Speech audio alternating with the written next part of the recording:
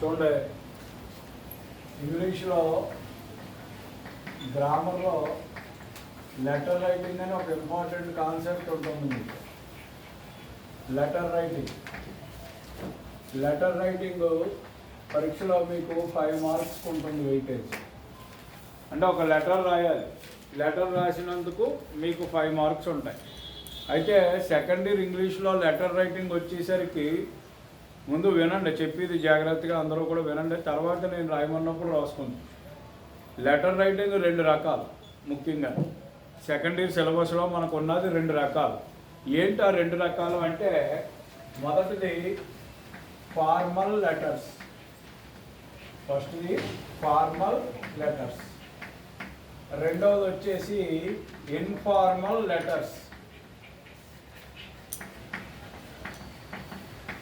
మొదటిది వచ్చేసి formal letters, రెండవది వచ్చేసి ఇన్ఫార్మల్ లెటర్స్ అని 2 రకాలు ఉన్నాయి. మొట్టమొదటి లెటర్ రైటింగ్ మీరు నేర్చుకునే ముందు అసలు ఈ 2 రకాల లెటర్స్కి మధ్యన ఉన్న తేడా ఏంటి అనేది తెలుసుకోవాలి. సో మొట్టమొదటిది ఏంటి ఇందులో, ఫార్మల్ లెటర్స్. రెండవది ఏంటి, ఇన్ఫార్మల్ లెటర్స్.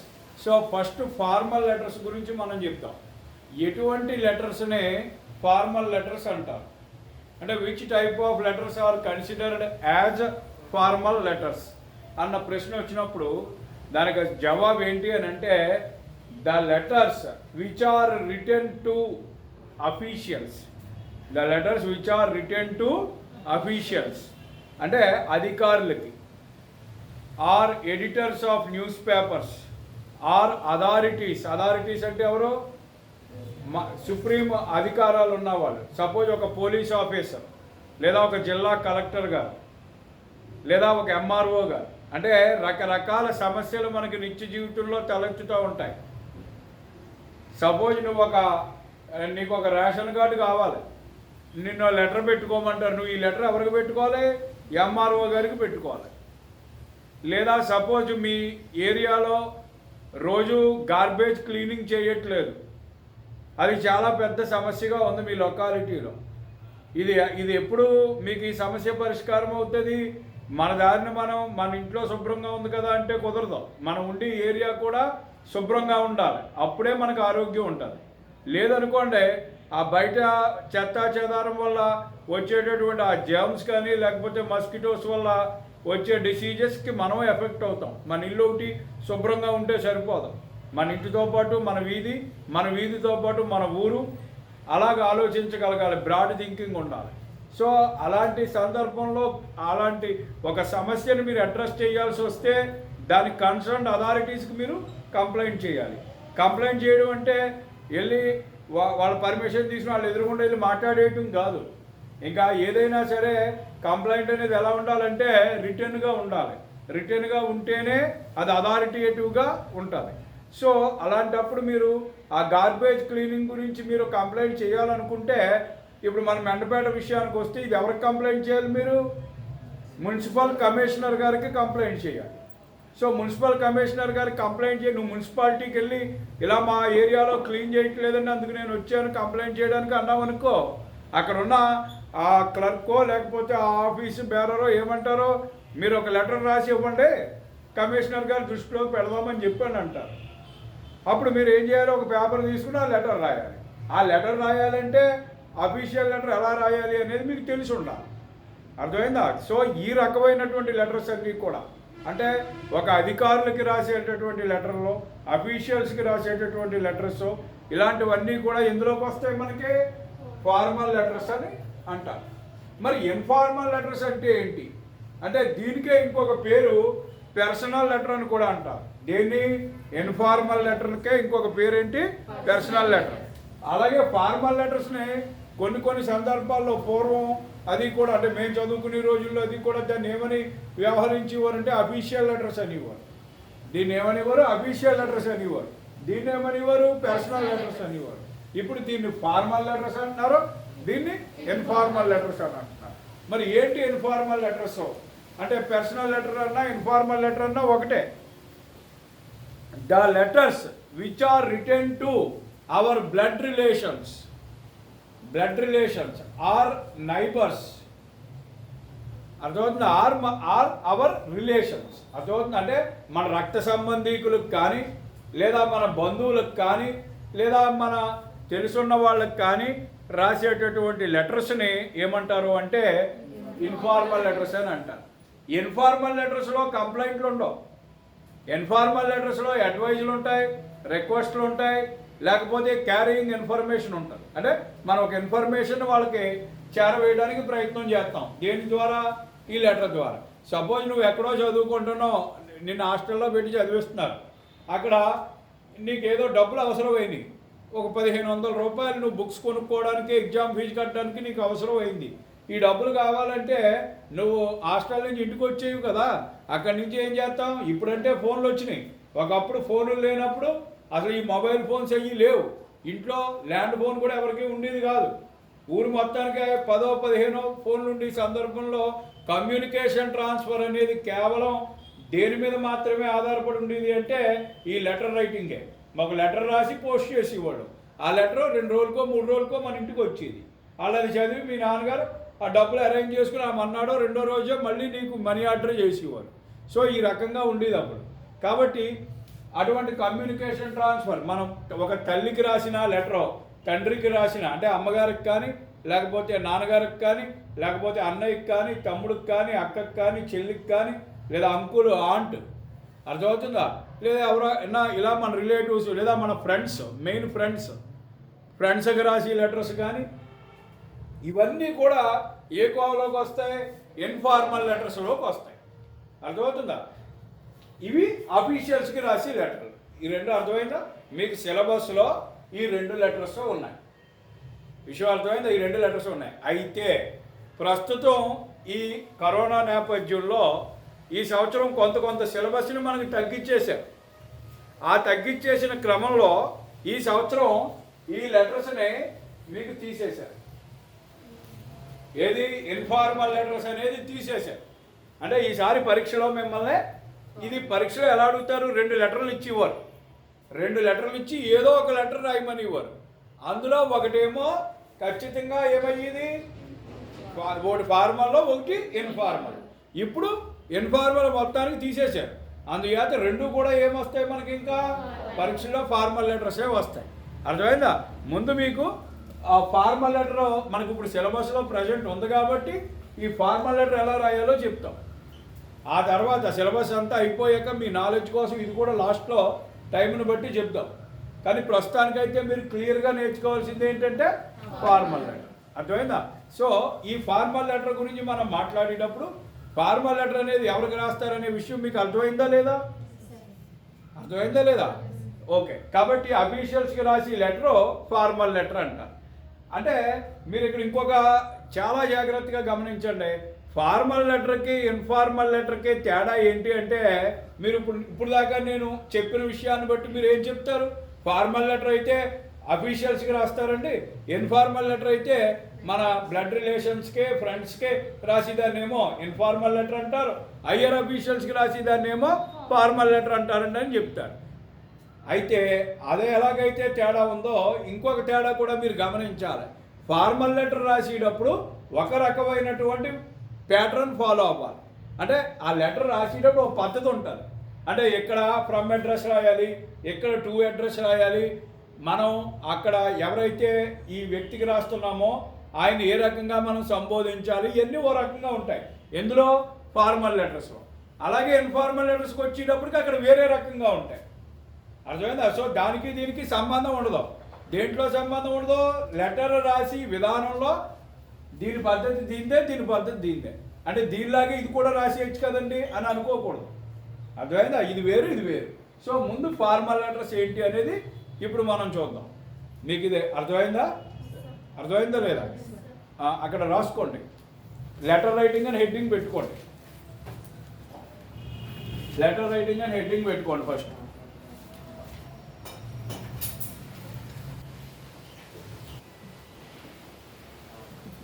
ఇప్పుడు చూడండి, ఇది ఫార్మల్ లెటర్ యొక్క స్ట్రక్చర్ ఎలా రాయాలి. ముందు స్ట్రక్చర్ అర్థమైంది అనుకోండి, తర్వాత ఒక క్వశ్చన్ ఇచ్చినప్పుడు ఆ క్వశ్చన్లో ఉన్న కంటెంట్ని ఏ రకంగా మనం లెటర్ ఫార్మ్లో రాయాలి అనేది అర్థం అవుతుంది. ముందు ఇది అర్థం చేసుకోవాలి, ఈ కంటెంట్ ఏంటనేది ఎలా రాయాలి అనేది ఫార్మాట్ అర్థం చేసుకోవాలి. ఇప్పుడు చూడండి, ఫస్ట్ ఏం రాయాలి? సపోజ్ నేను లెటర్ రాస్తున్నాను, సపోజ్ మనం మెండపేట మున్సిపల్ కమిషనర్ గారికి లెటర్ రాస్తున్నాను అనుకోండి. అలా అనుకుంటే మీరు ఆలోచించండి. మొట్టమొదటి లెటర్ మొదలు పెట్టగానే మీరు ఎప్పుడు కూడా మార్జిన్ ఫాలో అవ్వాలి. అర్థమవుతుందా? ఇక్కడ ఏమి రాయాలి? Senders address. సెండర్స్ అడ్రస్ అంటే ఎవరిదే? మనదే. కాబట్టి ఏ అడ్రస్ ఇది? ఫ్రమ్. ఇది ఏ అడ్రస్ అవుద్ది? From address. ఆ ఫ్రమ్ అడ్రస్ రాయాలి. ఇక్కడ రాసేటప్పుడు మూడు లైన్లలో రాయాలి. అర్థమైందా? సపోజ్ ఏంటంటే నీ పేరు, కేర్ ఆఫ్, అర్థమవుతుందా? అలాగే ఏదైనా డోర్ నెంబర్ ఉంటే అది, మీ ఊరు. సింపుల్గా ఆ ఫ్రమ్ అడ్రస్ రాయాలి. ఫ్రమ్ అడ్రస్ రాసిన తర్వాత పేజ్కి రైట్ సైడ్ మార్జిన్కి అలైన్ చేసుకుంటూ రాయాలి. ఏమి రాయాలి? స్టేషను.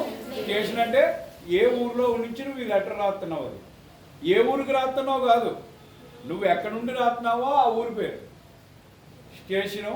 అలాగే డేటు, అంటే ఏ రోజున నువ్వు ఈ లెటర్ రాస్తున్నావో ఆ డేటు వేయాలి. మీకు అర్థమైందా? ఇది వేసిన తర్వాత ఇది మెయిన్. ఇదేంటిది? To address. రిసీవర్ అంటే టూ అంటే ఈ లెటర్ని నువ్వు ఎవరికి పంపిస్తున్నావో వాళ్ళ యొక్క అడ్రస్. నేను ఫర్ ఎగ్జాంపుల్ మిమ్మల్ని ఏమనుకోమన్నాను? Mandapeta municipal commissioner. కాబట్టి సింపుల్, చాలా సింపుల్. ఇది the municipal commissioner, Mandapeta municipality, Mandapeta municipal office, లేదా Mandapeta municipality office, municipal office, అది correct. Mandapeta municipal office, Mandapeta, అంతే. అర్థమైంది? అది రాసా. అర్థమైందమ్మా? అది రాసిన తర్వాత ఇక్కడ ఏంటిది? గ్రీటింగ్స్. గ్రీటింగ్స్. గ్రీటింగ్స్ అంటే ఏంటంటే ఇప్పుడు సంబోధన. అర్థమవుతుందా? ఈయన ఎవరో అధికారి, కాబట్టి మనం ఏమని పిలవాలి? రెస్పెక్టెడ్ సార్ లేదా డియర్ సార్. ఈ రెండు కూడా కరెక్టే. రెస్పెక్టెడ్ సార్ అనొచ్చు, డియర్ సార్ అని అనొచ్చు. అర్థమవుతుందా? యాక్చువల్గా మనం దేన్ని ప్రిఫర్ చేయండి అంటే, మీరు డియర్ కన్నా కూడా రెస్పెక్టెడ్ సార్నే అంటే గౌరవనీయంగా ఉంటుంది. కాబట్టి వాళ్ళ అధికారులు వాళ్ళ గౌరవం పొందే హోదాలో వాళ్ళు ఉన్నారు కాబట్టి మనం ఆ రకంగా రాయడం మంచిది. సో దీన్ని ఇక్కడ ఏమని రాస్తాం మనం? Respected sir. తర్వాత చాలా చాలా ముఖ్యమైనటువంటి విషయం సబ్జెక్ట్. ఏంటి సబ్జెక్ట్ అంటే? ఏంటి అంటే ఈ లెటర్ మొత్తం నువ్వు దేని గురించి రాస్తున్నావో ఈ ఒక్క వాక్యం రాయాలి. చిన్న వాక్యం, అందులో తెలిసిపోవాలి. ఈ లెటర్ అంతా చదవక్కర్లేదు. సబ్జెక్ట్ ఒకటి చూస్తే ఈ లోపల ఏముందో అది తెలిసిపోవాలి. ఇప్పుడు దేని గురించి రాస్తున్నాం? సపోజ్ మనం గార్బేజ్ క్లీనింగ్ గురించి రాస్తున్నాం అనుకోండి. అర్థమైందా? కాబట్టి ఇక్కడ సింపుల్గా రాస్తావు. ఏమని? నువ్వేం చేస్తున్నావు? ఇక్కడ కంప్లైంట్ చేస్తున్నావు, అవునా?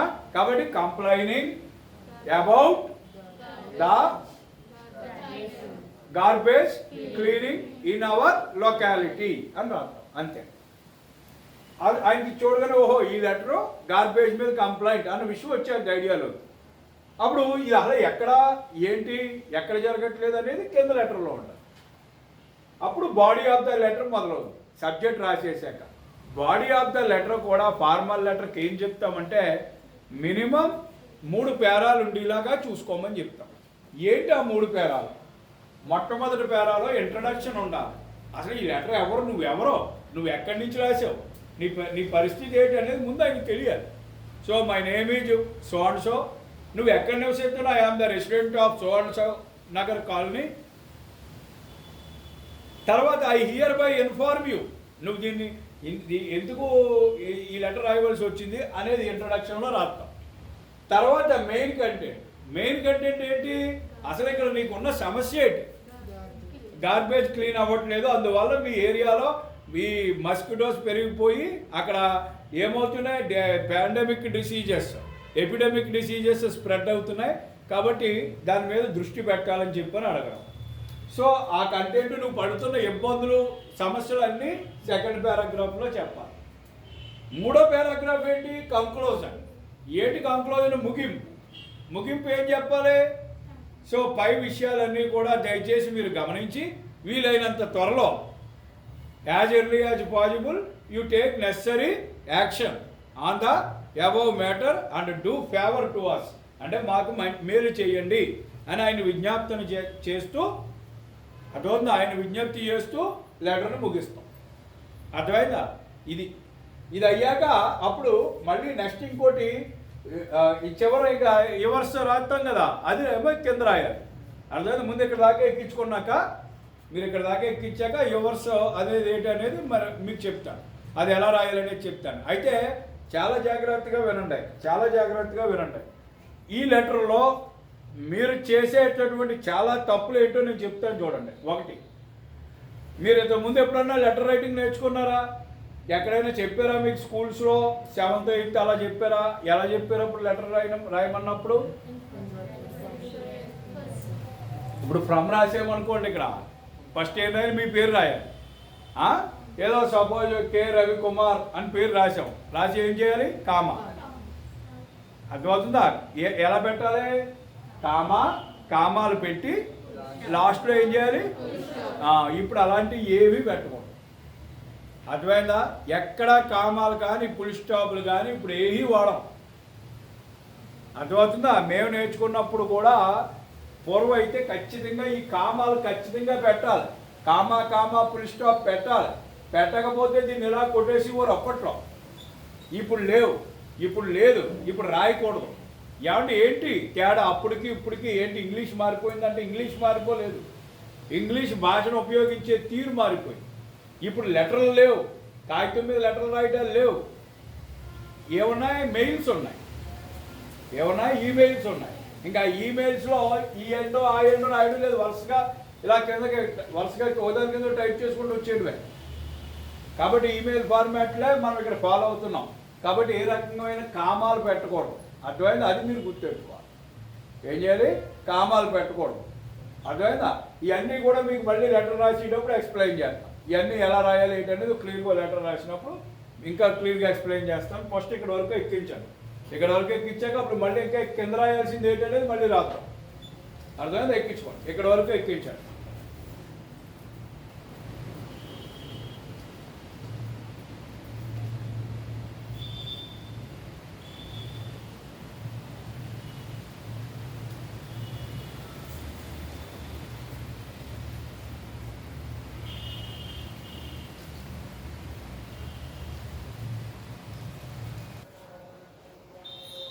చూడండి, ఇందాక బాడీ ఆఫ్ ద లెటర్ కింద రాశాం కదా. బాడీ ఆఫ్ లెటర్ 3 భాగాలు. 1 ఇంట్రడక్షన్, 2 మెయిన్ కంటెంట్, 3 కంక్లూజన్. అక్కడితో అయిపోయింది. అయిపోయాక ఇక్కడ ఆ కంక్లూజన్ అయిపోయాక కింద ఏం చేస్తామంటే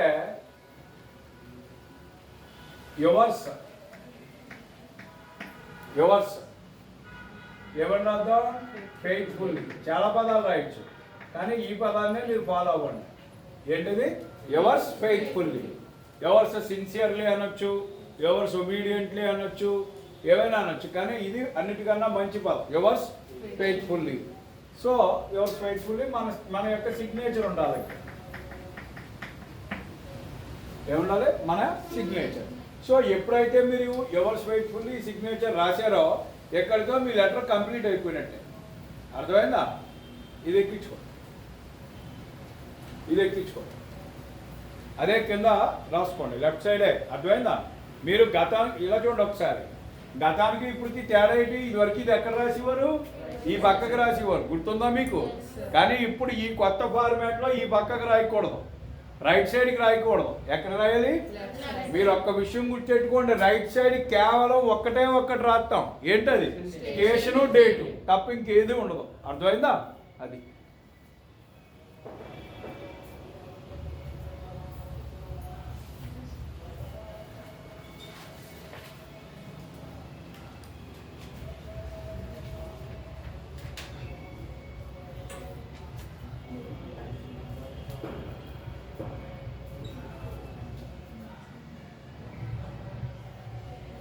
రాశారు కదా. ఇప్పుడు చూడండి,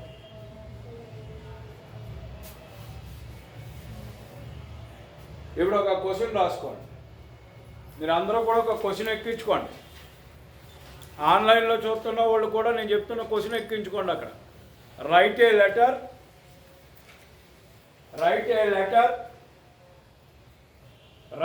letter to your principal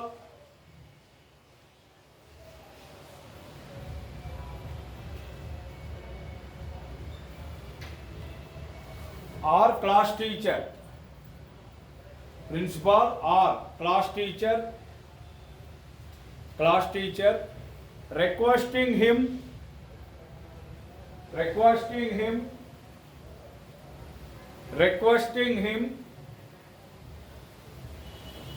to issue or issue కాదండి, to grant అనండి, request him to grant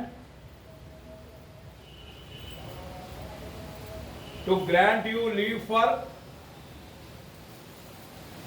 requesting him to grant you leave for 3 days, requesting him to grant you leave for 3 days, full stop. అది question.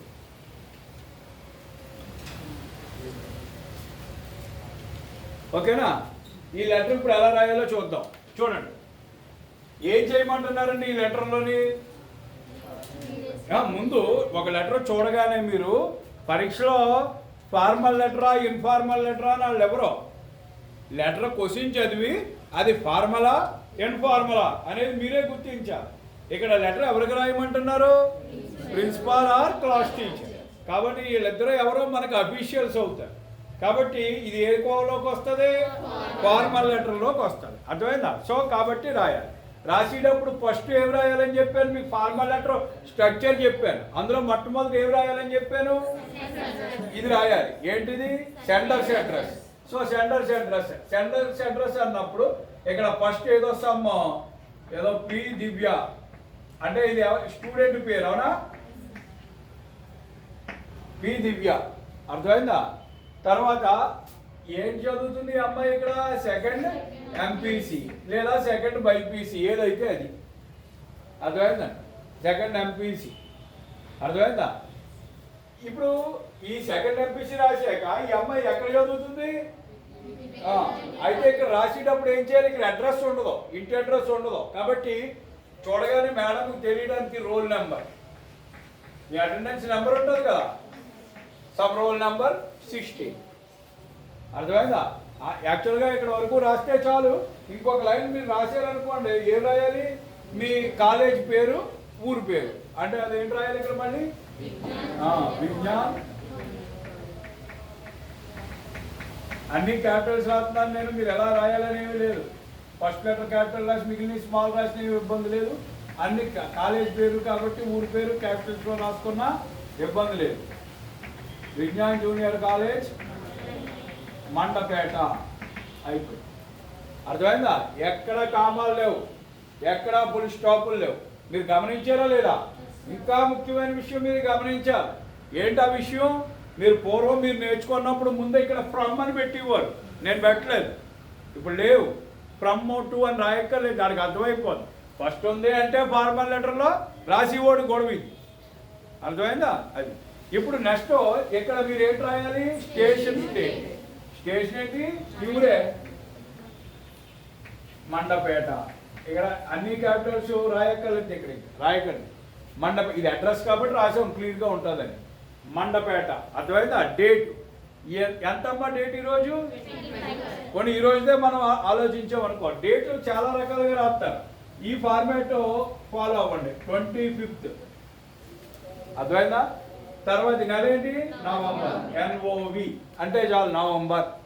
Year ఏంటి? ఇక్కడ comma పెడితే పెట్టుకోవచ్చు, అక్కడ comma పెట్టండి. 25th November 2020. ఇంక మళ్ళీ దీని వెనకాల చివరి ఫుల్ స్టాపు, ఇక్కడ కామా అవసరాలు లేవు. అర్థమైందా? ఇది స్టేషన్ డేట్. కాబట్టి సెండర్స్ బ్లాక్ ఎలా రాయాలో అర్థమైందా? తర్వాత స్టేషన్ డేట్ ఎలా రాయాలో అర్థమైందా? చాలా జాగ్రత్తగా గుర్తుపెట్టుకోవాల్సింది, ఈ పి ఎలా ఉందో ఇదంతా ఇలా ఒకే మార్జిన్లో ఉండాలి. అంతేగాని పి దివ్య రాసి ఇంకా నీట్గా ఉంటుందేమో అని ఈ సెకండ్ తెచ్చి ఇక్కడ మొదలెట్టకూడదు. మళ్ళీ ఆర్ తెచ్చి ఇక్కడ ఇలా డిజైన్ వస్తుంది కదా, లేకపోతే ఇలా మెట్లు ఇలా రాసి ఇలాగా ఇదంతా ఏదో అందమేమో అనుకుంటారు, కాదు, తప్పు. అలా రాయకూడదు.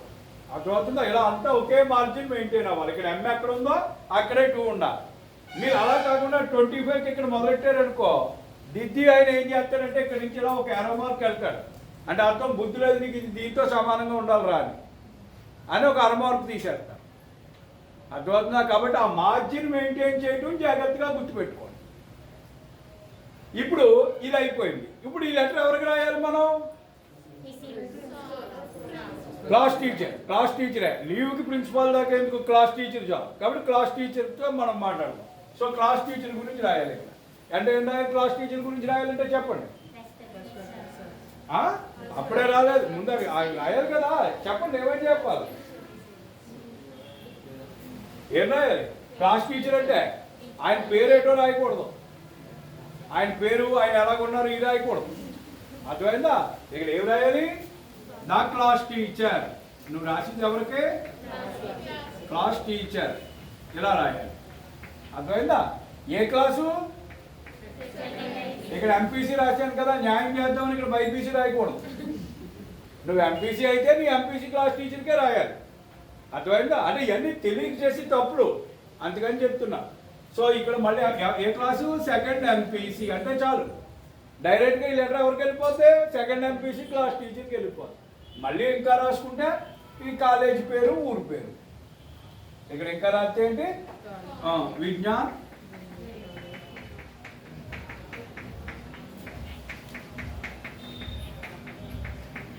మనం ఫస్ట్ కొంత హాఫ్ పార్ట్ పూర్తి చేసి అప్పుడు తర్వాత పార్ట్కి వెళ్దాం. Vignan junior college, Mandapeta. అయిపోయిందా? సో సెంటర్స్ అయిపోయింది, స్టేషన్ డేట్ అయిపోయింది, రిసీవర్ అయిపోయింది. ఇప్పుడు నెక్స్ట్ ఏం రాయాలని చెప్పారు చూడండి, అక్కడ ఏముంది? గ్రీటింగ్స్. కాబట్టి గ్రీటింగ్స్కి చెప్పాను కదా మీకు, సేమ్ ఇదే మార్జిన్ మెయింటైన్ అవ్వాలి. అన్నీ ఇదే మార్జిన్ వస్తుంది చూసారా, అది గుర్తుపెట్టుకోవాలి. రెస్పెక్టెడ్ సార్,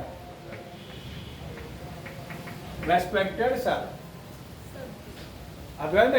ఇక్కడ ఆపుదాం, ఇక్కడ ఆపుదాం. దీని తర్వాత ఏముంటుంది మరి? మళ్ళీ సబ్జెక్టు, మెయిన్ మ్యాటర్ ఉన్నాయి. అది మనం నెక్స్ట్ చూద్దాం. అర్థమవుతుందా? ఇంకంతా ఒకే ఫార్మాట్లో అడుగు లాస్ట్ వరకు వచ్చేస్తుంది. ఇక్కడ వరకు ఎలా రాయాలో అర్థమైందా లేదా లెటర్ మీకు? అర్థమైందమ్మా? అర్థమైందా? ఎక్కించండి, ఇక్కడ వరకు ఎక్కించండి.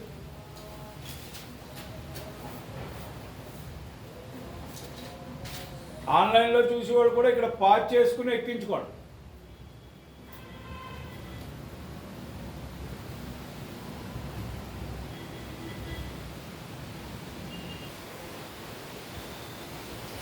చూడండి, ఇప్పుడు నెక్స్ట్ ఏం రాయాలి మనం?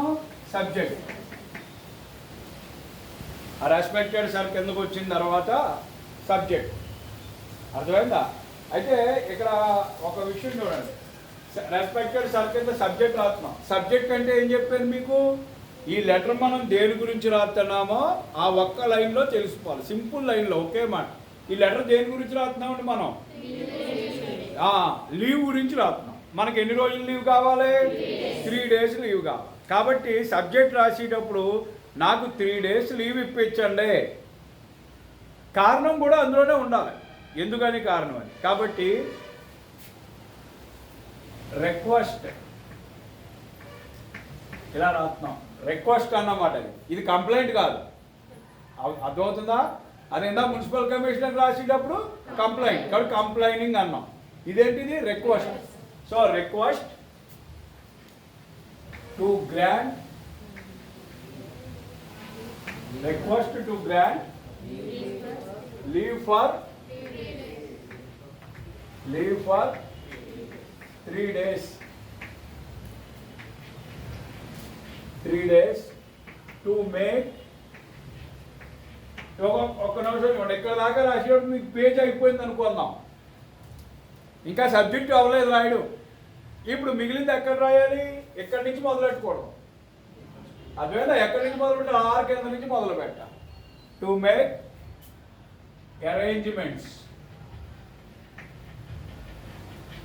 Arrangements for my sisters marriage. మొత్తం విషయం వచ్చేసిందా లేదా?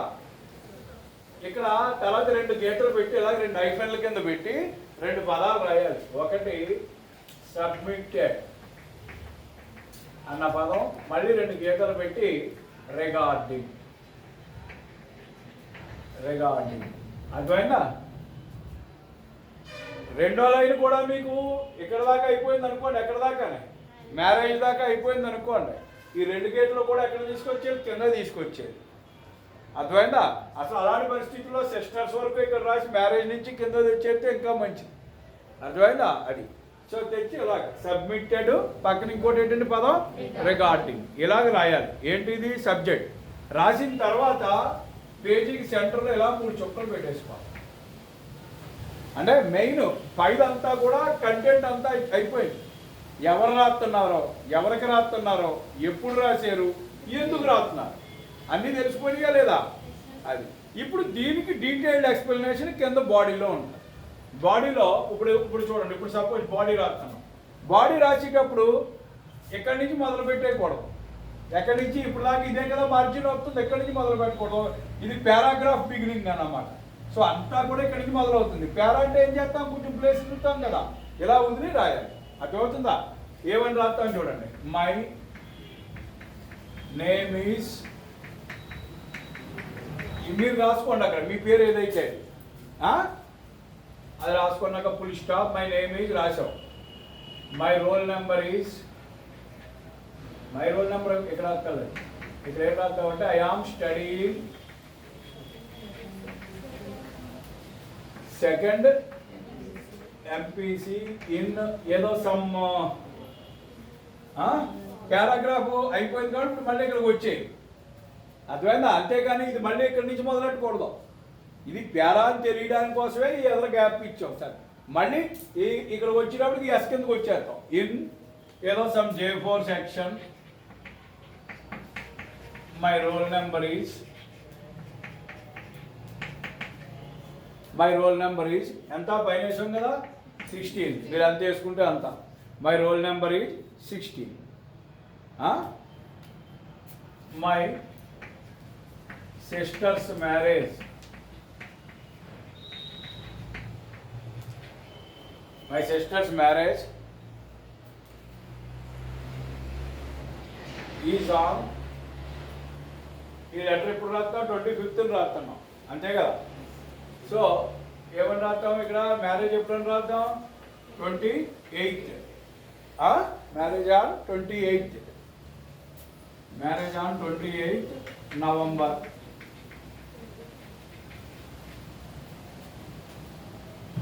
అర్థమైందా? 28th November at TTD choultry, TTD choultry Mandapeta.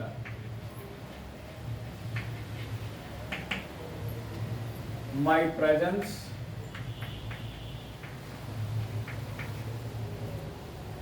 Is very much needed అంటే నా యొక్క అవసరం చాలా ఉంది అని చెప్పడం. My presence is very much needed ఎందుకు? టు మేక్ అరేంజ్మెంట్స్,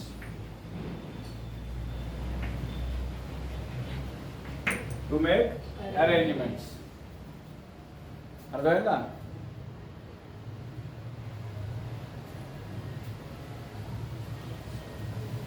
అని అన్నాక ఆ పేర సరిపోయింది. అది అర్థమైందా? టు మేక్ అరేంజ్మెంట్స్ అంటే సరిపోతుంది.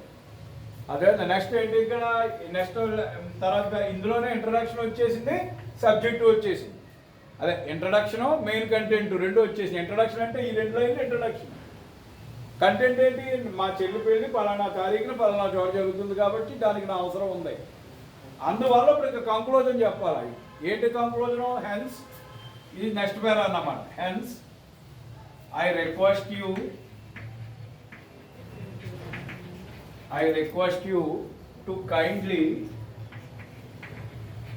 Grant me leave for 3 days.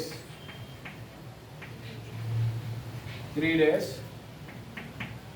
I full stop, E full stop అంటే అర్థం that is from ఎప్పటి నుంచి 26th నుంచి అంతే కదా. 26th నవంబర్ టు 2022 ఎప్పటి వరకు గ్రాంట్ చేయాలి? 28 నవంబర్ 2020. ఎప్పటి నుంచి ఎప్పటి వరకు నీకు సెలవు కావాలో చెప్పు, సరిపోదు. అర్థమైందా? ఇక్కడితో ఏమైపోయింది, బాడీ కూడా పూర్తి అయిపోయింది. ఇప్పుడు ఏం చేయాలి, బాడీ పూర్తి అయిపోయిన తర్వాత కింద ఇంకొక లైన్ ఇక్కడ రాయాలి, కంక్లూజన్ రాయాలి. అదే కంక్లూజన్ లేదా మనం ఈ దగ్గర సెలవు తీసుకుంటున్నాడు థ్యాంక్ యూ అని రాస్తాం కదా, అది అర్థమైందా. కాబట్టి ఈ కింద ఏం రాస్తాం అక్కడ ఫుల్ స్టాప్ పెట్టేసి కింద ఇక్కడ ఏం రాయాలి, thanking you sir, thanking you sir, అర్థమైందా. దాని కింద మళ్ళీ మీకు తెలిసిందే ఏంటది, యువర్స్ ఫెయిత్ఫుల్లీ, యువర్స్ ఫెయిత్ఫుల్లీ, అర్థమైందా. యువర్స్ ఫెయిత్ఫుల్లీ మీ యొక్క సైన్. ఇది లెటర్, చాలా సింపుల్ లెటర్, 5 మార్కులు వస్తాయి. అంటే ఇందులో 5 మార్కులు ఎలా వస్తాయండి, ఇది కూడా వినాలి. ఫస్ట్ ఫ్రమ్ అడ్రస్ రాశారు, స్టేషను డేటు రాశారు, ఇంకోటి ఏం రాశారు మీరు రాశారు, ఆ పై రాసినటువంటి దానికి 1 మార్కు వస్తుంది. అలాగే శాలిటేషన్ గ్రీటింగ్ రాశారు, రెస్పెక్టెడ్ సార్ అని 1/2 మార్కు వస్తుంది. అక్కడికి ఎన్నైనా 1.5, అర్థమైందా. సబ్జెక్ట్ రాశారు, సబ్జెక్ట్ దీనికి 1 మార్కు, ఈ ఒక్క లైన్కి 1 మార్కు, అర్థమైందా. అక్కడికి ఎన్నైనా 2.5 అయింది, అర్థమైందా. ఈ బాడీ అంతటికే 2 మార్క్స్, 4.5. ఈ యువర్స్ ఫెయిత్ఫుల్లీకి 1/2 మార్క్, అర్థమైందా. తర్వాత చాలామంది చేసి తప్పు, యువర్స్ ఫెయిత్ఫుల్లీ రాస్తే ఎస్కా ఫస్ట్ బి పెట్టేస్తారు, అర్థమైందా. ఎక్కడైనా ఎస్ కనబడింది అంటే పైకి ఇలాగ వెళ్ళి పెట్టేస్తాం అలవాటు, అలా పెట్టకూడదు, అర్థమైందా. అలా పెడితే 2 మార్క్స్ పోతాయి, అర్థమైందా. విషయం అర్థమైందా లేదా, ఎక్కించుకో.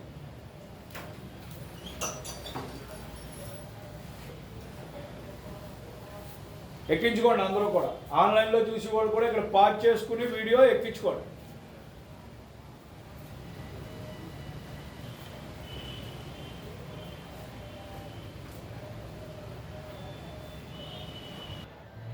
ఇక్కడ ఒకసారి చూడండి, ఇంకొంచెం hands I request you to kind అని పొరపాటున కైండ్ అన్నాను, కైండ్లీ ఎడ్జెక్టివ్ రాయ, అదే అర్థమైందా.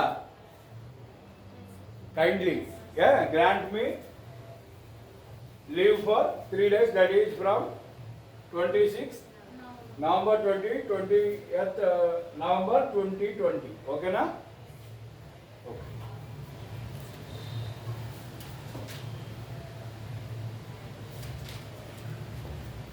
అంటే ఇక్కడ ఇంకొక చిన్న ఎక్స్టెన్షన్ ఏమీ లేదు, ఏదో మనం అలాగే వదిలేయకుండా ఫర్, ఇక్కడ చూడండి, for which act of kindness, for which act of kindness అంటే మీరు దయతో నాకు ఈ సెలవు ఇప్పించినట్టయితే I would be grateful to you అని రాయండి. I would be grateful to you అని రాయండి, బాగుంటుంది.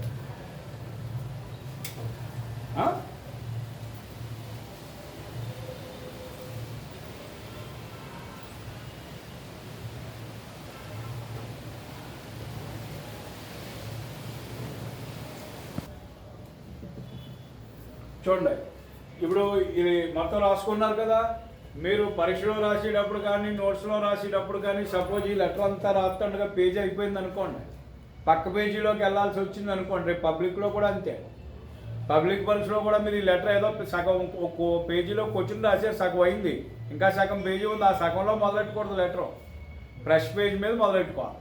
రాసినప్పుడు ఆ పేజీకి పూర్తి అయిపోయేలా చూసుకోవాలి. అన్నిసార్లు అది సాధ్యం కాకపోవచ్చు. సో పక్క పేజీకి వెళ్ళాల్సి వచ్చింది అనుకో, కేవలం ఈ యువర్స్ ఫెయిత్ఫుల్లీ ఒకటి వెనకాల పేజీలో రాయకూడదు. మీరు అలా వెనకాల పేజీకి వెళ్ళేలాగైతే ఇక్కడి నుంచి పట్టుకుపోవాలి, ఎక్కడి నుంచి హ్యాండ్స్ కాడ నుంచి పక్క పేజీలోకి వెళ్ళిపోయేలాగా మీరు అలైన్ చేసుకుంటూ రాసుకోవాలి. అటువంటి ఒకవేళ లేకపోయినా హ్యాండ్స్ అనే పేరా హ్యాండ్స్ అనేది కనబడినా ఇక్కడ ఏదో for 3 days, that is from అని ఇక్కడ దాకా వస్తే ఆ పక్కన 26 November 2020 నుంచి అలా రాసుకోవాలి. మీకు అంతకన్నా నీట్గా ఉండాలంటే ఈ పేరా అంతా వెనకాల పేజీకి వెళ్ళిపోతే నీట్గా ఉంటుంది, అర్థమైందా. సో అది చూసుకోవాలి జాగ్రత్తగా, అంతేగాని ఓన్లీ కొంతమంది అయితే ఓన్లీ యువర్స్ ఫెయిత్ఫుల్ ఒకటి ఇక్కడ రాసి సంతకం ఒకటి వెనకాల పేజీలో పెట్టిన వాళ్ళు కూడా ఉంటారు, అర్థమైందా. అలా రాయకూడదు, అర్థమైందా. సో ఈ రకంగా మీరు ఈ లెటర్ ఎలా రాయాలనేది తెలుసుకున్నారు కదా. ఇప్పుడు మీరు అందరూ కూడా బుక్ పెట్టారా లేదా ఇంగ్లీష్ గ్రామర్కి చూసుకోండి. ఒకవేళ బుక్ పెట్టకపోతే ఒక నోట్స్ పెట్టుకోండి, పెట్టుకుని ఇంటికి వెళ్ళాక ఇది ముందు బాడీ ఆఫ్ ద లెటర్ అయిపోయాక ఈ లెటర్ ఎక్సర్సైజ్ రాసుకోండి, అర్థమైందా? రేపు ఇంకొక లెటర్ చెప్తాను. అర్థమైందా? రేపు ఇంకొక లెటర్ చెప్తాను, చాలా చాలా ఇంపార్టెంట్ లెటరు. ఈవేళ చెప్పింది ఇంపార్టెంటే, రేపు చెప్పింది ఇంకా ఇంపార్టెంట్. ఖచ్చితంగా 2 ఫార్మల్ లెటర్సే వచ్చే అవకాశం ఉంది కాబట్టి పరీక్షలో ఈ 2 లెటర్స్ నుంచి ఒకటి ఖచ్చితంగా వచ్చే అవకాశం ఉంటుంది. అర్థమైందా? మీరు చేయాల్సింది ఇంటికి వెళ్ళాక ఇవి ఆ బుక్లో పేరు చేసుకోవడం. అర్థమైందా? ఈ లెటర్ ప్రిపేర్ అవ్వడం, ఈ లెటర్ రాయగలగాలి. రేపు క్లాస్లో రాయమంటే రాయాలి. అర్థమైందా? చాలా సింపుల్ రాయడం. అర్థమైందా? ఒకసారి ప్రిపేర్ అయ్యి రేపు ఇక్కడ రాయాలి. అర్థమైందా? మీరు మెయిన్ గుర్తెట్టుకోవాల్సింది ఏది ఎలా రాయాలి, మార్జిన్లు ఎలా ఫాలో అవ్వాలి. అర్థమవుతుందా? అదొక్కటే గుర్తుపెట్టుకుంటే ఈజీగా 5కి 5 మార్కులు తెచ్చుకునేటటువంటి పరిస్థితి. ఇలాగే రాస్తే పరీక్షలో ఇంకా మార్కు తీయడానికి ఏమి ఛాన్స్ లేదు, 5కి 5 వేయాల్సిందే. అర్థమైందా? సో నెక్స్ట్ రేపటి క్లాస్లో టీసీసీసీ లెటర్ గురించి చెప్తా. అంటే ప్రిన్సిపాల్కి టీసీసీసీ. ఈ టీసీసీసీ అంటే ఇప్పుడు చదువు అయిపోయింది, ఇక్కడ వెళ్ళిపోయే ముందు ఇక్కడ ఏం కావాలి మీకు, టీసీ అది కావాలన్నప్పుడు ఏం చేస్తారో అప్లై చేయమంటారు. అంటే ఇప్పుడు ఒక లెటర్ పెట్టా. అర్థమైంది? అలాంటి లెటర్ ఎలా రాయాలి అనేది అది చాలా ఇంపార్టెంట్. పరీక్షలో చాలాసార్లు 5 మార్కులకు అడిగినటువంటి లెటర్ అది. సో రేపటి క్లాస్లో దాన్ని డీటెయిల్గా ఎక్స్ప్లెయిన్ చేస్తాను. సో ఈరోజు క్లాస్ అర్థమైంది కదా? ఓకే, నెక్స్ట్ క్లాస్లో చూద్దాం.